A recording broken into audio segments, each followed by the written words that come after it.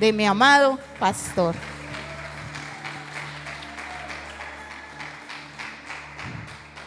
Hay una familia que se fue para el exterior y está buscando una iglesia específica en su ciudad, y el GPS por error los lleva a una congregación de sana doctrina, pero con un idioma completamente diferente al suyo. Así que estaban a punto de irse cuando el servidor en la puerta, el ujier, los tomó de la mano y los llevó hasta adelante y los sentó en primera fila. El pastor comenzó a predicar no en el idioma de ellos, no entendieron nada de aquella predicación, pero al terminar la reunión, una familia los invitó a almorzar.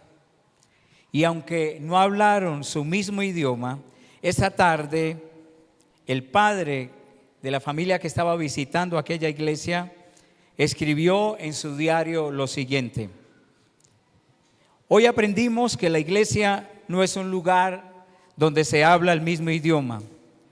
He aprendido que es un lugar donde se siente el mismo abrazo. Porque esta gente que los invitó a almorzar, aunque no hablaba su mismo idioma, los abrazó de una manera que ellos entendieron que aunque no vengamos de la misma cultura, de la misma familia, la misma idiosincrasia, el mismo estudio, el mismo barrio, sí podemos compartir algo, un abrazo, un fuerte abrazo. Así que yo quiero invitarle en esta mañana que abra conmigo su Biblia en Hebreos capítulo 10, versículo 5. El mensaje que traigo para compartir con ustedes esta mañana no tiene que ver nada con el Día de las Madres, porque el Día de las Madres los vamos a celebrar en iglesia el domingo 24 de este mes. Hoy faltan muchas mamás y sabemos que están siendo invitadas por sus hijos hoy, y sus hijos le están dando una pitadora, una arrocera, una chocolatera, ¿cierto? Así que vamos a leer la Biblia en Hebreos capítulo 10, versículo 25.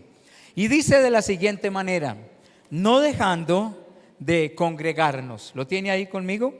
No dejando de congregarnos como algunos tienen por costumbre. Yo siento que usted no lo está leyendo.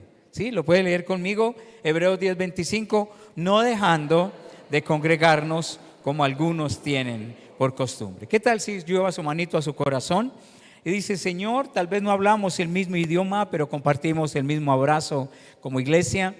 Y oro en esta mañana para que tu presencia llegue a mi vida, a mi corazón, y hables poderosamente. Mi mente está en alerta, mi corazón está en alerta en esta mañana, y nada me va a distraer de lo que tú tienes, Señor, preparado para mi corazón, en el nombre de Jesús.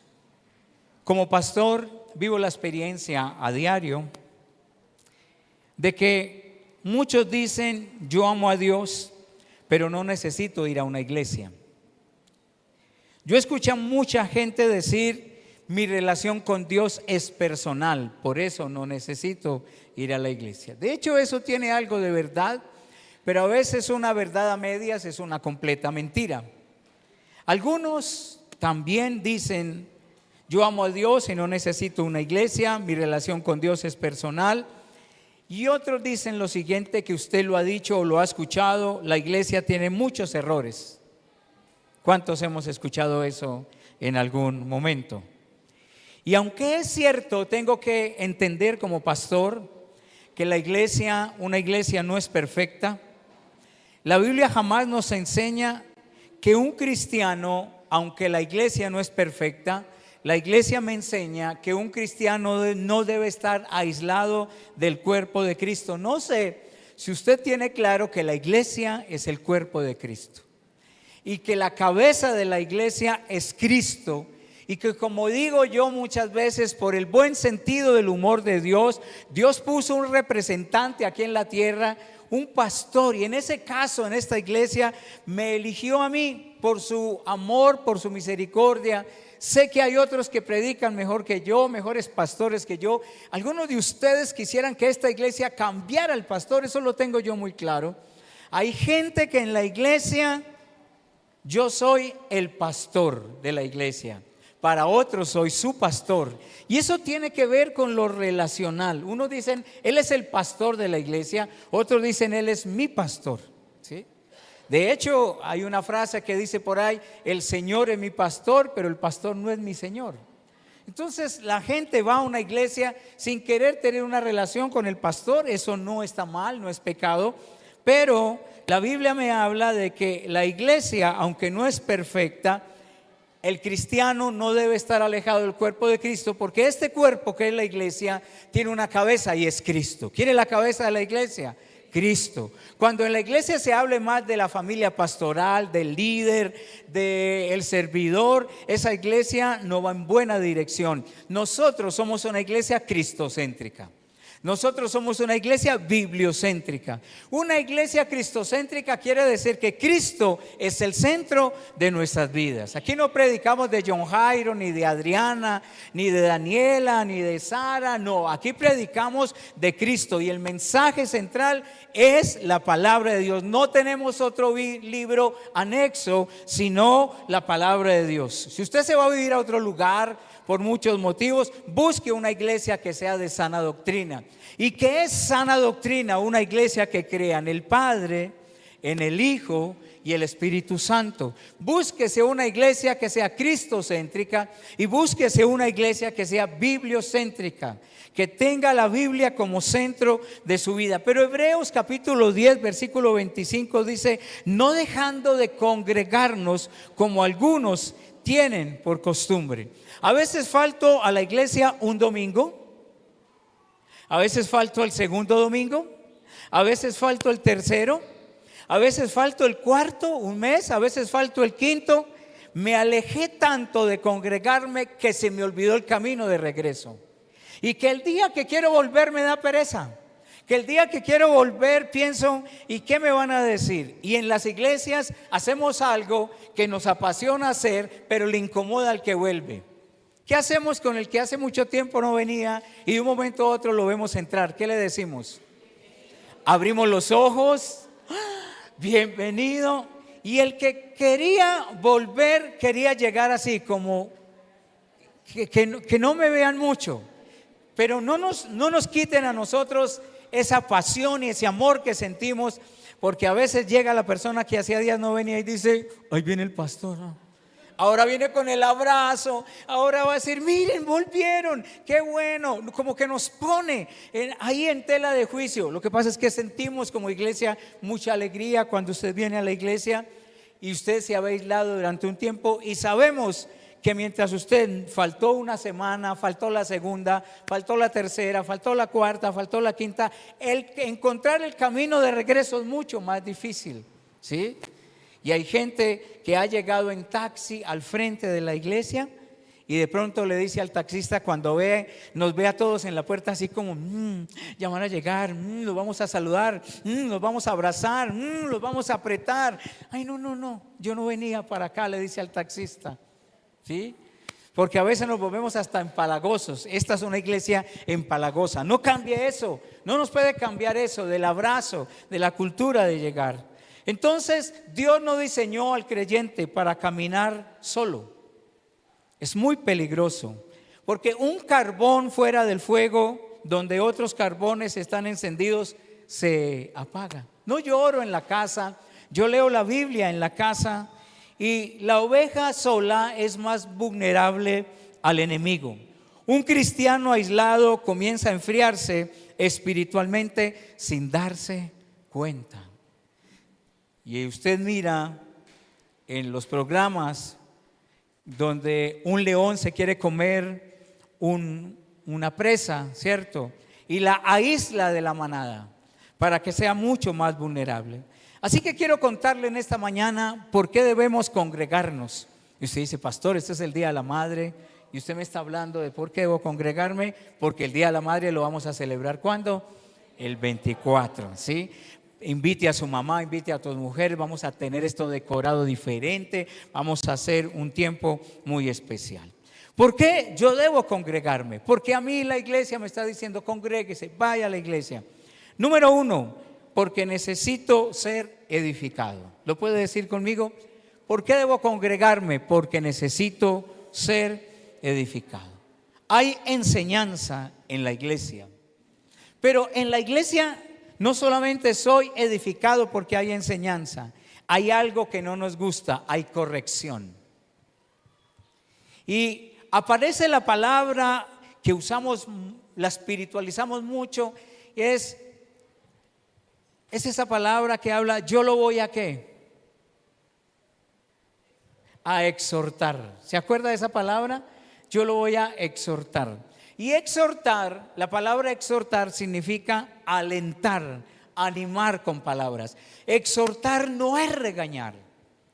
Cuando una persona no haya vuelto a la iglesia por tantas cosas que vivió y no las conocemos, o de pronto pecó y se siente tan sucio, tan sucia que no quiere volver, o vemos a una persona y la encontramos haciendo algo incorrecto, nosotros no estamos llamados a ir y satanizar a la persona.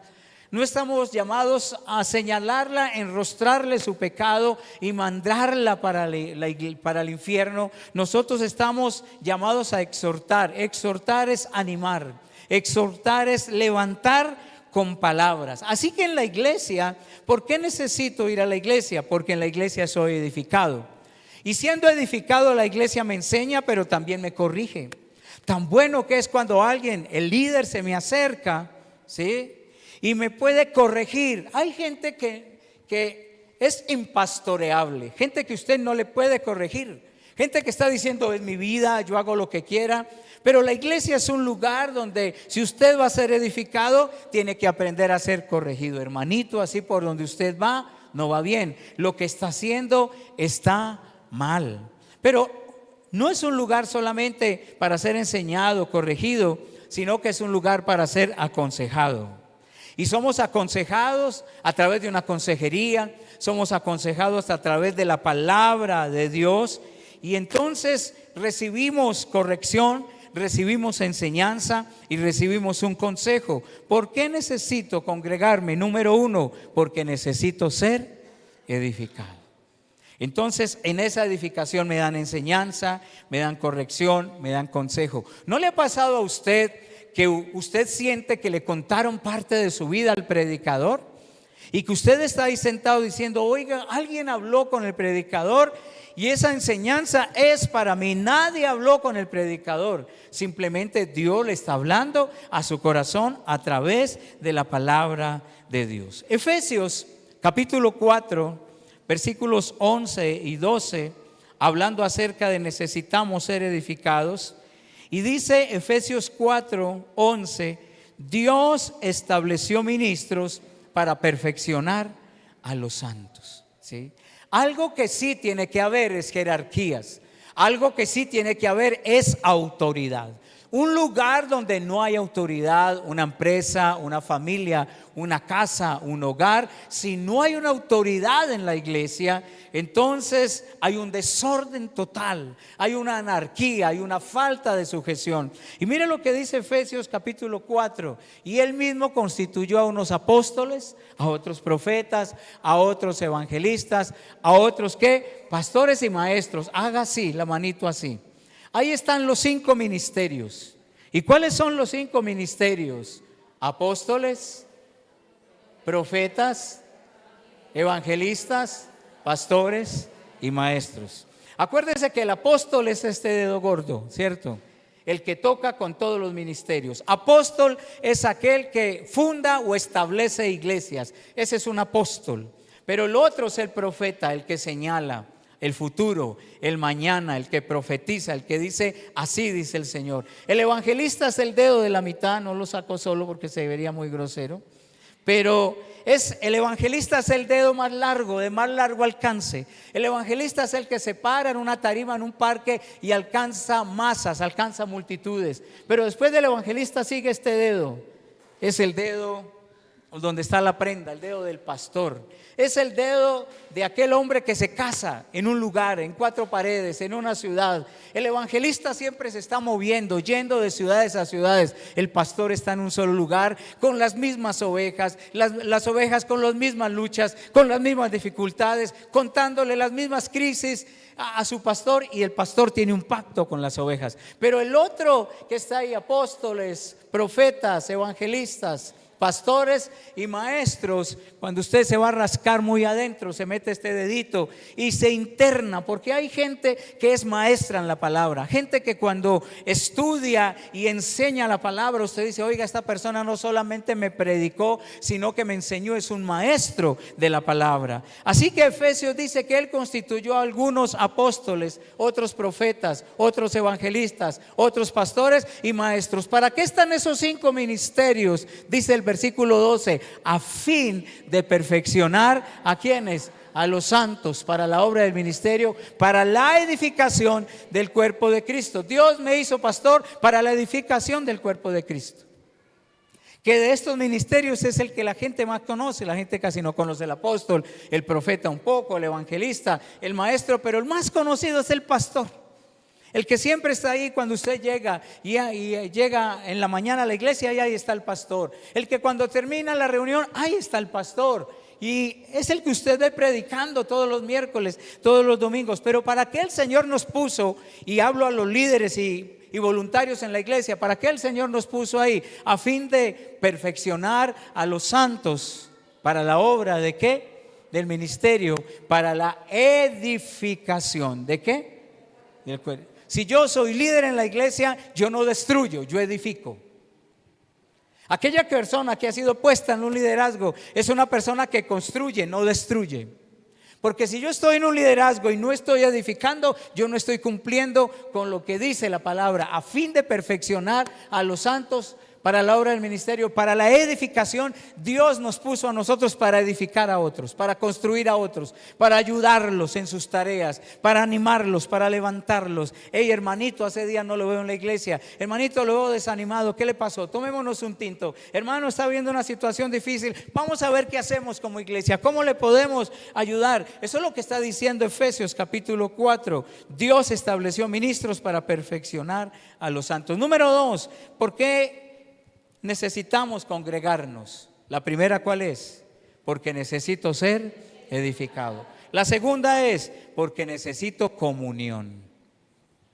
Cierto que cuando nos toca quedarnos en casa, como lo vamos a hacer dentro de 8 días, que no tenemos reunión en este lugar, la vamos a hacer virtual, y usted desde su casa le va a llegar el link de la reunión y se va a conectar. Pero no es lo mismo. La gente me dice: pastor, desde mi casa no es lo mismo. Y cuando vengo, yo siento como el sudor del que está al lado, el mal aliento del que me habló ahí, del que está levantando la mano y tiene golpe de ala, y ahí está como condensado la respiración de todos nosotros acá, ese abrazo, ese humor que tienen las personas. ¿Por qué? Lo segundo es que necesitamos comunión. ¿Puede decir eso conmigo hoy? Porque necesitamos comunión. La vida cristiana no fue diseñada para vivir solo. Y gente que se quedó detrás de una pantalla, y más después de pandemia. Porque recuerdo que en casa estuvimos transmitiendo, aprendimos a transmitir durante 2 años que tuvimos cerrado. Y mucha gente, después de que se reinició el tiempo de post pandemia, mucha gente no volvió a la iglesia, se quedó detrás de la pantalla. Y es bueno, porque es práctico, y si no puedo asistir a la iglesia, ahí estoy. Pero la vida cristiana no fue diseñada para vivirla solo detrás de una pantalla virtual. Hoy en día ya es la iglesia virtual, y hay iglesias que son solamente virtuales, y yo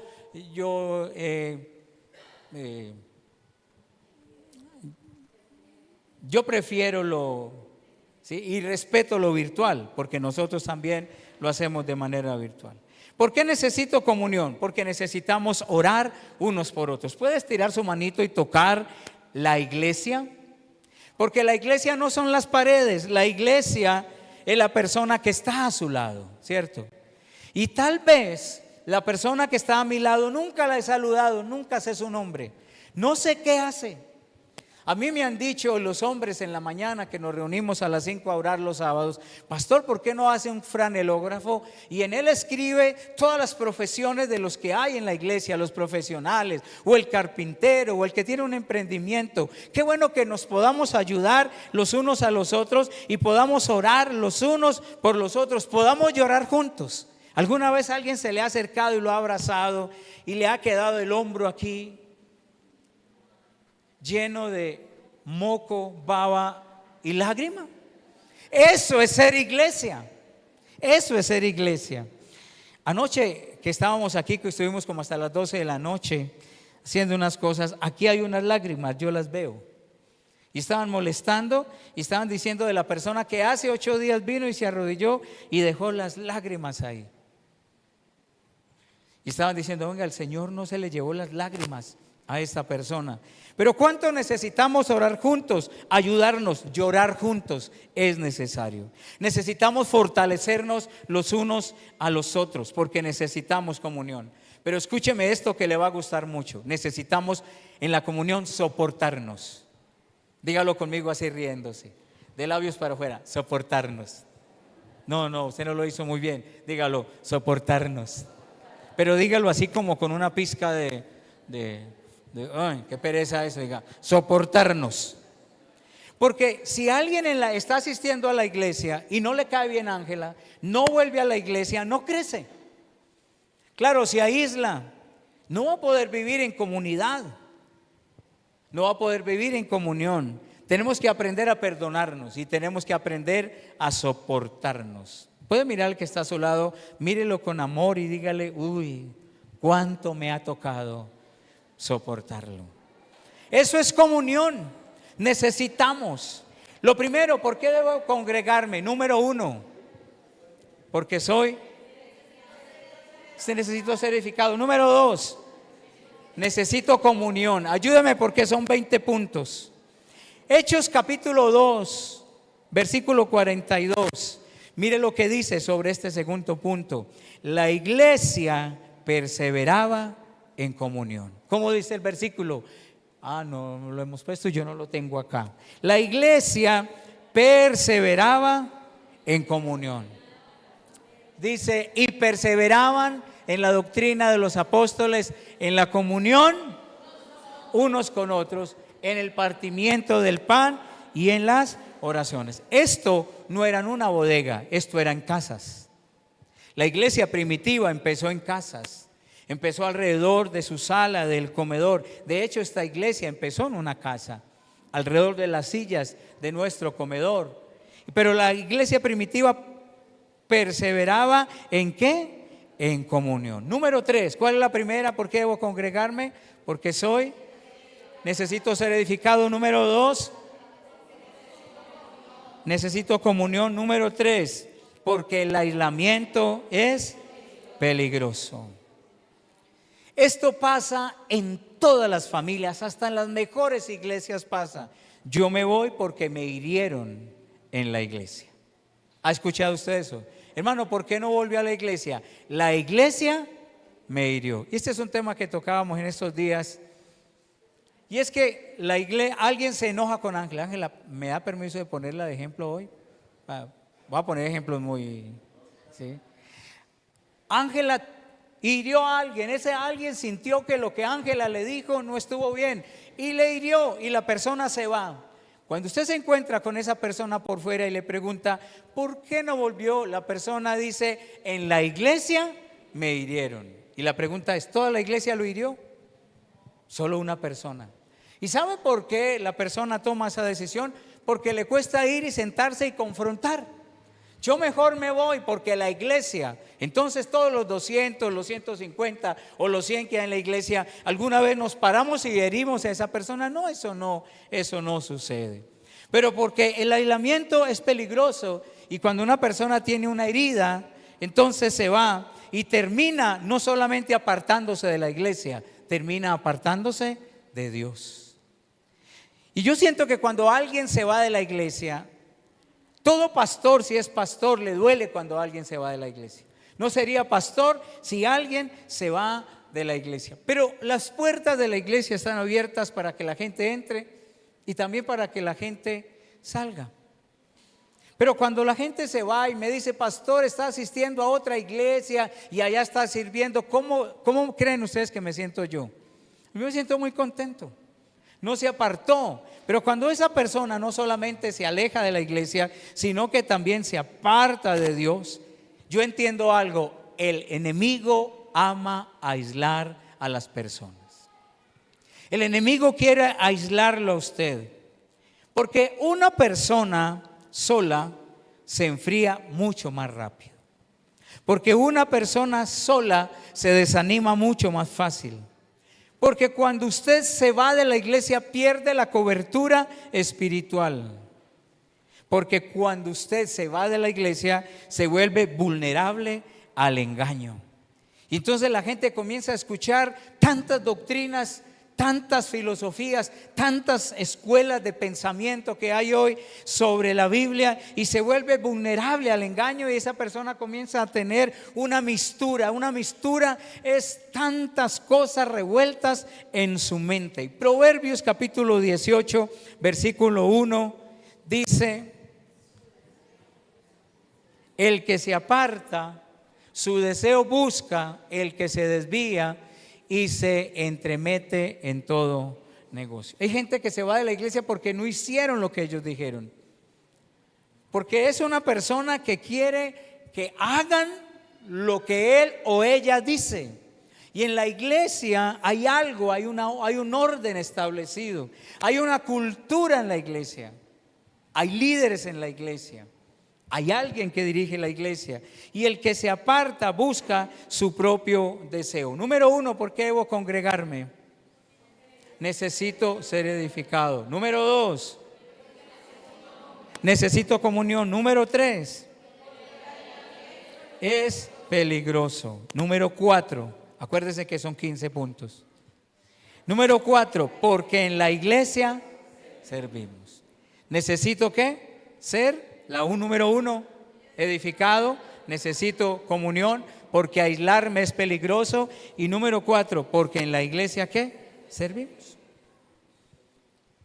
Yo sé que no todos fuimos llamados a servir, pero yo sí creo que Dios dio dones a cada uno de nosotros para bendecir a otros. Yo hablaba ayer con mi yerno Camilo, que canta muy bien. Hay una orquesta donde él ha cantado muchas veces en orquestas y le pueden pagar bien, pero él me dijo alguna vez: pastor, yo tomé la decisión de mi don dedicarlo solamente al altar y en la iglesia. Y lo llamaron en esos días de una orquesta muy reconocida que está haciendo un buen lanzamiento en este momento. Y de tantos músicos que hay, pensan en él, o sea, que tenemos buena voz, de todas las hay una voz que da Camilo, ¿cierto? Pero en ese pastor, siento que el Señor me dio no es para comercializarlo, el don que el Señor me dio es para bendecir a otros. Por eso bendecido cuando los muchachos acá cantan. Hay una canción que están cantando, yo escucho las voces y yo siento como ángeles cantando, tranquilos cantando, ¿verdad? Y yo, Señor, gracias por esa batería que está debajo de la guitarra, del piano, ese micrófono, la voz. Yo digo, Señor, gracias por esos dones, esos talentos que esas personas tienen para bendecirnos. Anoche estaba lleno de cables porque estamos grabando la reunión del domingo. Y yo veía, no solamente los que estaban cantando, yo tenía la predicación que tenía anoche, que ustedes el domingo, y pero veía que yo con las cámaras, con los cables, yo decía: Señor, no puedo seguir solo, pero necesitamos los unos a los otros, pero necesitamos gente que quiera sus dones al servicio del Señor para bendecir a otros. Debe tener dones en su vida. Pastor, ¿qué es un don? Un don es una capacidad otorgada por Dios para un servicio especial. Hay gente que tiene don, cuando ve a alguien necesitado, si no te gusta, ven a una familia que necesita, ven a busquemos a alguien que no tenga, hay gente que tiene don de servir, ven a la iglesia, ven a la familia, ven a la puerta del carro, ven a servir, don de banco. Hay gente que lleva mucho tiempo en la iglesia y tiene un don y no lo presta al servicio del Señor. Pero a veces hablan mal de los que simplemente tienen el don al servicio del Señor. Y tenemos que reconocer a los que sirven de nosotros que cuando llegamos ellos estuvieron los santos. Tenemos que reconocer a aquellos que cuando fuimos se quedaron nosotros después pariendo, cambiando, lavando baños, recogiendo tantas cosas, haciendo tantas cosas. Porque la iglesia es un lugar donde yo puedo servir. Y si pudiera preguntarte esta mañana en qué debes servir, en la iglesia. Porque estamos llamados todos a servir. Ahora, yo siento que hay gente que me dice: pastor, yo no lo voy a poner una sola. Muy menos llamado a ver, muy menos tomar mi con la mano. Pero cuando la iglesia tenga una necesidad, cuente conmigo. Entonces hay gente que está trabajando detrás del telón, porque ellos están alumbrando el escenario, pero hay otras gente que están patrocinando joven, pagando, dando para la música, pastor, que pague la factura, ni pastor para que pague la iglesia. Y hay gente que no está tan visible, pero está haciendo un financiero de la iglesia. Y yo sé que hay muchos de ellos en este lugar. Dios nos dio dones a cada uno de nosotros. ¿Por qué? ¿Por qué necesitamos servir en la iglesia? Porque ese don lo podemos utilizar como una palabra de ánimo para otra persona. Una oración, un abrazo. ¿Cuántas veces pedimos sediento de un abrazo? Bueno, yo muchas veces, ¿cierto? Y a mí me gusta abrazar tanto, ¿cierto? Porque yo creo que la iglesia tiene la cultura del abrazo. Que la gente sienta que aquí se llama, se recibe. Pero es muy importante que ese don que el Señor nos da a nosotros, nuestro testimonio, mi testimonio. Y él dijo lo siguiente: las palabras mueven, pero los ejemplos. Pastor, esa persona habla de esos, pero su testimonio es completamente contrario. No hay coherencia, no hay nada que pueda matar más el liderazgo de una persona, que no haya coherencia entre lo que predica y lo que hace. Tiene que haber coherencia, pastor, pero esta persona ha sido líder, habla así, pero esta persona ha sido líder, trata así, es así. Y no solo entonces tengo líderes que son defenderlos. Yo siempre digo: hermano, yo estoy defendiendo este tema, porque cada vez que habla, cada vez que dice algo, no tiene coherencia con su llamado, con su ministerio. Y déjeme decir lo siguiente: esta es una generación que al líder no le perdona una equivocación. Esta es una generación muy cruel. Es una generación muy cruel, que cuando nos equivocamos y critican, señalan. Primero dice 1 Pedro 4, versículo 10. Lo que dice 1 Pedro 4, 10. Cada uno, según el don que hay del Espíritu Santo, donde encontramos cada uno nuestro don. Cada uno según el don que haya recibido, ministrelo. Pero hay gente que recibió su don y no lo ministra. Simplemente lo guarda. ¿Se acuerda de aquellos que alguien les dio 5, al otro 2 y al otro 1? Y el que había recibido 5, ¿qué hizo? Lo multiplicó. El que recibió 2 o 3, lo multiplicó. El que recibió 1, ¿qué hizo? Lo enterró. ¿Cierto? Ni siquiera lo metió al banco para que produjera intereses. Y esto no es un regaño. Señor, llevo tanto tiempo en la iglesia, estoy poniendo al servicio del Señor el don que tengo. Cada uno según el don que haya recibido, ministrelo. Ministrelo. Y la última para terminar. La primera, ¿cuál es? ¿Por qué necesito congregarme? Ser edificado. 2, comunión. 3, es peligroso. 4, porque puedo servir. 5, porque Jesús ama a su iglesia. Escúcheme esto. Sí, la iglesia tiene errores. Sí, existen problemas. Sí, hay personas imperfectas. Yo no sé quién fue más inocente, el que te dijo que la iglesia era perfecta o tú que te lo creíste. Porque sí, la iglesia tiene errores y muchos. Sí, la iglesia existen problemas. Sí, hay personas imperfectas. ¿Quiere ver un imperfecto? Míreme a mí. Por favor, míreme. Pero ¿quiere ver otro imperfecto? Mire el que está a su lado. Y si tiene un espejo, mírese a sí mismo. Sí, la iglesia tiene errores. Ay, no, es que en esa iglesia hay muchos errores. Ay, no, es que en esa iglesia hay muchos problemas. Aquí no hay robot, aquí hay seres humanos. Aquí hay muchas personas imperfectas. Pastor, esa persona es demasiado imperfecta. Pero aún así, Jesús nos ama con los errores, con los problemas y con las imperfecciones. Gracias por ese amén. Efesios capítulo 5, versículo 25. Ya voy a terminar, muchachos. Maridos, amad a vuestras mujeres, así como Cristo que amó a la iglesia y se entregó a sí mismo por ella. Escuche esta frase. No puedes decir que amas profundamente a Cristo mientras desprecias aquello que Él ama. Así como Cristo amó a la iglesia. No puedes decir que amas profundamente a Cristo mientras desprecias aquello que Él ama. Yo no puedo decir que amo al que está sentado en el trono y odio al que está sentado a mi lado. Entonces, si amo la iglesia, amar la iglesia no son las paredes. Amar es esa persona que es imperfecta, que es problemática y que tiene errores. Eso es lo que dice la Biblia. Así como Cristo amó a la iglesia y se entregó a sí mismo por ella. Sí, congregarme no me salva, pero despreciar continuamente la comunión, la enseñanza, la corrección y el cuerpo de Cristo termina afectando seriamente la vida espiritual de una persona. Cuando una persona se congrega, su vida espiritual es completamente diferente. Y aunque a veces no pareciera lo que le voy a decir, la iglesia no es un edificio, la iglesia es una familia espiritual. Y eso tenemos que decírselo al diablo. La iglesia es una familia espiritual, pero es una familia espiritual imperfecta, siendo transformada por un Dios. Puede leer eso conmigo. La iglesia no es un edificio, es una familia espiritual imperfecta, siendo transformada por un Dios perfecto. Puede ponerse en pie sin quitar esa frase y abrazar y poner su mano sobre el que está encima, a un lado. La iglesia no es un edificio, es una familia espiritual imperfecta, siendo transformada por un Dios que. ¿Quién de los que hay conmigo en esta mañana es infalible y es un producto terminado? ¿Quién ya no va al baño y no usa papel? La iglesia no es un edificio, es una familia espiritual imperfecta siendo transformada por un Dios que es ¿qué? Perfecto. Y gracias porque el único perfecto es Él. Por eso con razón, porque la iglesia, usted dijo, ponga los ojos en Jesús. Porque déjeme decirle, si usted pone los ojos en el pastor, usted se agarra la iglesia. Porque yo voy a la mía, yo me voy a la iglesia. Yo se portaría. Pero si yo pusiera los ojos en usted, tal vez dejaría la iglesia. Pero lo que tenemos que tener claro como iglesia, no somos perfectos. Pero algo que tenemos que tener claro como iglesia, no somos un producto terminado, somos una iglesia imperfecta, siendo transformada por Dios que es perfecto. Así que si el enemigo está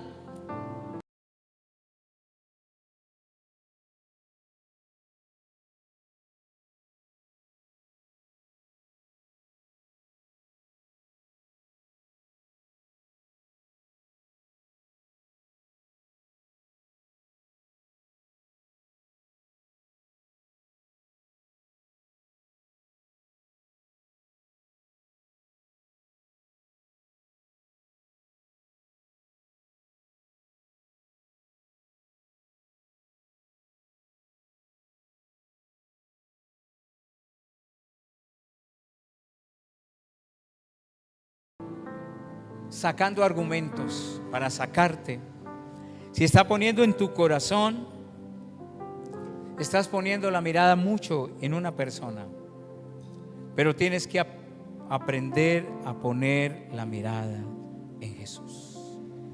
Mi esposa es una que me enseña algo siempre: no espere tanto de la gente, porque cuando espero tanto de alguien y ese alguien no da lo que esperamos, ¿cómo nos sentimos? Desilusionados, decepcionados. No espere. Mi esposa me dice: déjese sorprender. Es mejor un corazón tocado que rogado, me dice mi esposa. Y he aprendido algo como pastor: bendigue como líder a otros que sirvan. El que sirve debe servir con amor, porque la Biblia dice: todas vuestras cosas sean hechas. El día que usted esté sirviendo y ya no lo haga con amor, yo le doy la autorización que me diga: pastor, se me acabó el amor. Hay una canción que llama así: se me acabó el amor. Porque dice la palabra: todas vuestras cosas sean hechas con amor.